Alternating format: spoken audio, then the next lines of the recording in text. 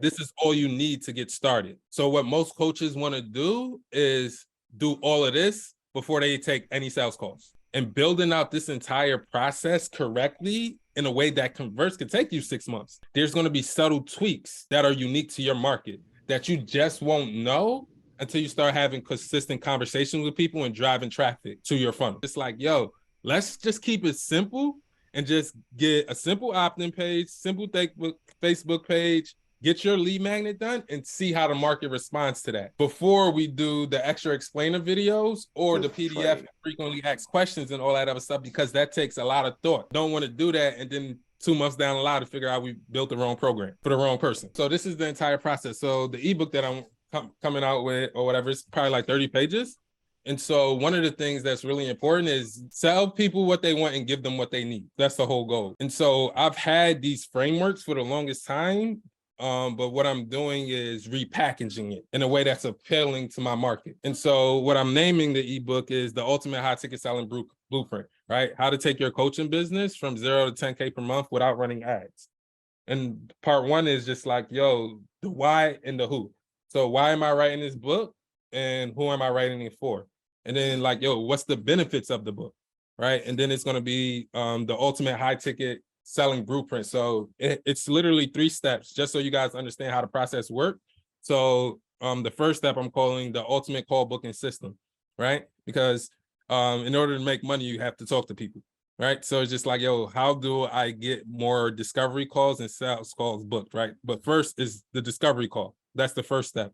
And then the effortless enrollment system, like how, after I get these discovery calls booked, like, yo, how do I easily enroll these people into my coaching program if I'm attracting the right people? And then from there, like what happens to people that are potentially good fits, but just aren't ready to move forward now, but will be willing to actually move forward later on. So that's the follow-up system. And now I'm trying to find better names to name everything, right? So, and you guys are going to see like everything that I highlighted in yellow, I could name better, just so it speaks to specifically what my ideal client wants. So overview is a no-brainer.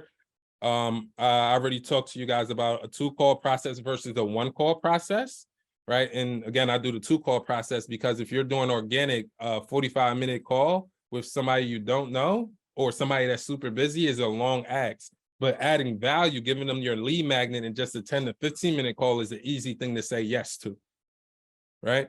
So that's why the 2-call process works better when you're first starting off. Eventually, you'll get to the point where you could just do 1 call. Then, of course, I talk about branding, but I got to name that better.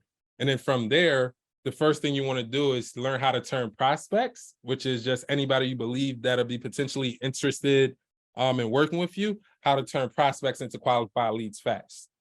Who would want to learn how to do that? So that's me learning how to name. So it's just like, yo, how do you turn somebody that you think is going to be interested in your program into a qualified lead? And then from there, like, how do you actually engage that prospect without feeling salesy, slimy, or sleazy? Salesy, slimy, or sleazy. So it's just like, yo, once you find that person, like, yo, how do you actually start a conversation with them and not get ghosted? And I feel like, and not have them feel like you're pitching them, right? And then like, yo, where to find your target market? Like, I'm working on this right now, but additionally, like, yo, where to find endless pool of prospects that could be potential good fits for your coaching program. So teaching you exactly how to do that without using paid advertisement, right? And then how do you pre-engage with them and connect? So I gotta actually name that better. And then from there is the call booking process. So what is the step-by-step game plan to actually book a call? So first, you wanna always have an incredible free gift. And then from there, like, yo, how you get people to want to buy from you before they even get the chance? Well, they need that incredible free gift that hits all of their pain points and all of their desires, and therefore they will want to talk to you. And then from there, it's the second part of the call booking process. So the first part is getting the call booked. I'm like, yo, I need a better name for that. Some of you guys, Catherine is the one that comes to mind specifically, who understands the 12-step conversation framework and how that actually works. And when you actually follow the framework, that avoids people ghosting you. That actually gets them to answer your questions and easily get them to book a call without taking the conversation off on a tangent, right? And now they just gone, right? And then how you actually deliver the free gift in a way that makes them actually want to talk to you. Then step by step, how you actually book the call. And then this is a 12-step conversation framework, but there are going to be certain people that you have conversations with. And when you have conversations with them, It's just like, yo, they want you to get straight to the point. So instead of 12 steps, there's a way you could just do 6 steps and get straight to the point and give them what you have to offer, and then book a call with them after that. So that's the direct version, but I always recommend people start with the 12-step version. And then from there, I actually give you a conclusion. And then from booking the discovery call, now this is the effortless enrollment system, right? So now that you have the clarity call booked in, like, yo, how do you actually run the clarity call, right? Then power positioning phase is just like, yo, how do you kill objections before they even hear it, right? Even if you have an expensive program. And this is what me and Catherine was kind of like talking about on Monday, when she's just like, yo, I'm having these calls, these discovery calls, and people are disappearing into this black hole. So how do you address their concerns, get them into, be more committed to showing up and having a conversation with you?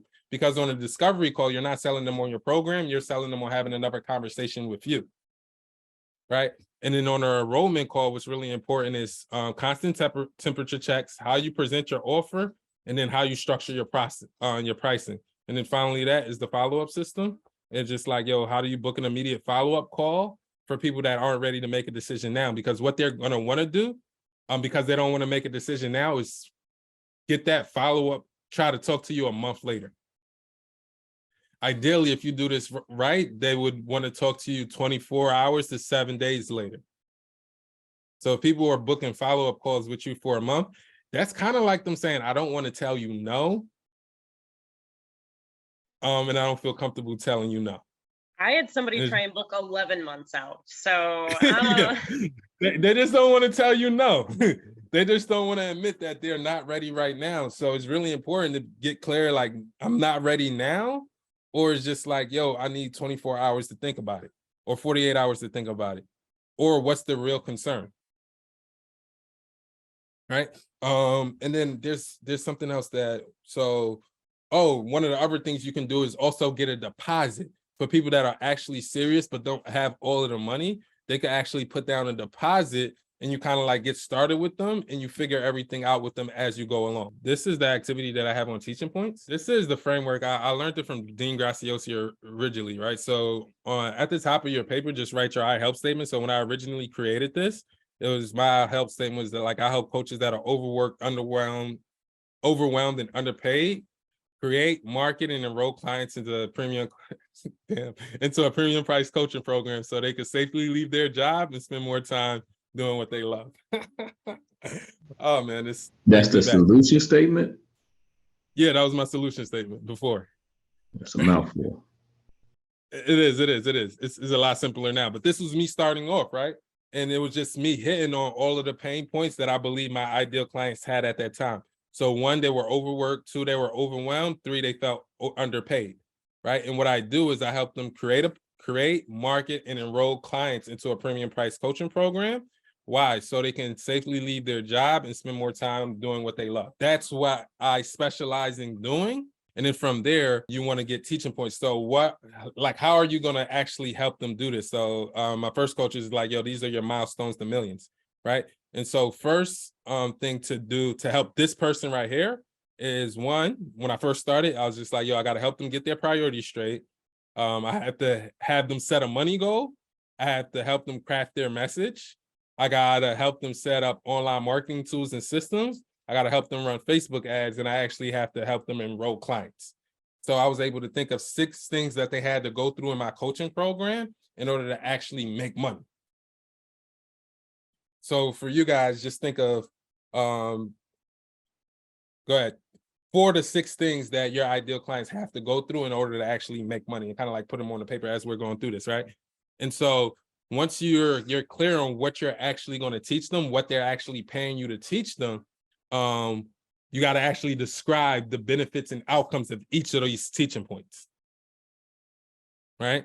Because if you don't actually describe the benefits and outcomes, like, yo, what is this except a point? Does that make sense? So it's just like, yo, how does getting my priorities straight get me this?